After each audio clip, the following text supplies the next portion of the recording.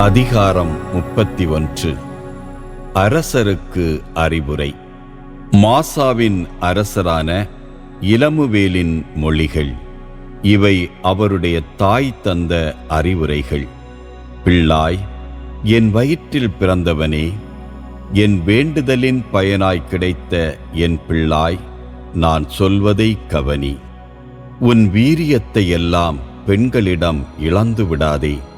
அரசரை அழிப்பவர்களை அணுகாதே. இலமுவேலே, கேள். அரசருக்கு குடிப்பழக்கம் இருத்தலாகாது. அது அரசருக்கு அடுத்ததன்று. வெறியொட்டு மதுவை ஆட்சியாளர் அருந்தலாகாது. அருந்தினால் அவர்கள் சட்டத்தை மறந்து விடுவார்கள்.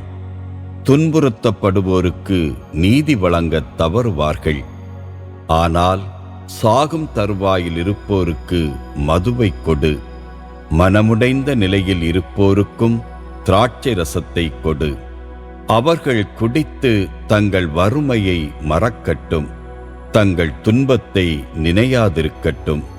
பேசத் தெரியாதோர் சார்பாக பேசு. திக்கற்றோர் எல்லாருடைய உரிமைகளுக்காகவும் போராடு.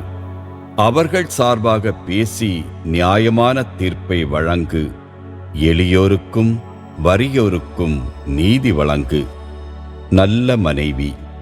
திறமை வாய்ந்த மனைவியை காண்பது மிக மிக அரிது.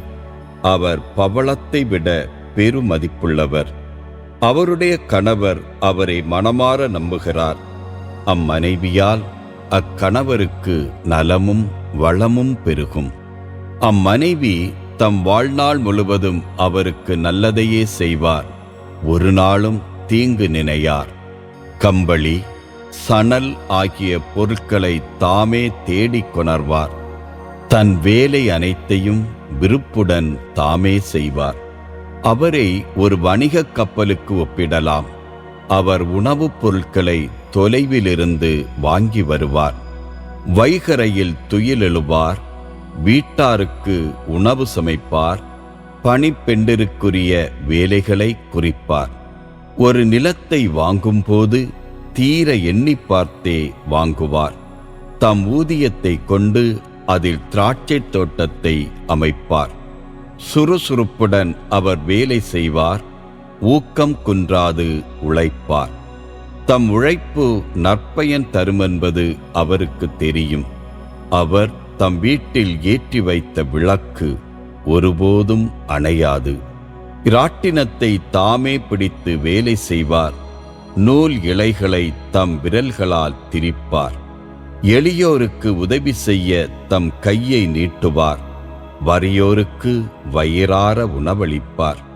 குளிர்காலத்தில் அவருடைய வீட்டாரை பற்றிய கவலை அவருக்கு இராது. ஏனெனில் எல்லாருக்கும் திண்மையான கம்பளி போர்வை உண்டு. தமக்கு வேண்டிய போர்வையை தாமே நெய்வார். அவர் உடுத்துவது பட்டாடையும் பல வண்ண உடைகளுமே. அவருடைய கணவர் ஊர் பெரியோருள் ஒருவராய் இருப்பார். மக்கள் மன்றத்தில் புகழ் பெற்றவராயும் இருப்பார். அப்பெண் பட்டாடைகளை நெய்து விற்பார்.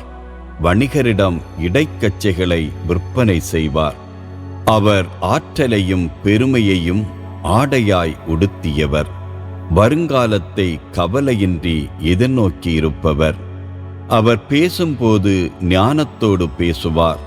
அன்போடு அறிவுரை கூறுவார். தம் இல்லத்தின் அலுவல்களில் அவர் கண்ணும் கருத்துமாய் இருப்பார். உணவுக்காக பிறர் கையை அவர் பார்த்து சோம்பியிருக்க மாட்டார்.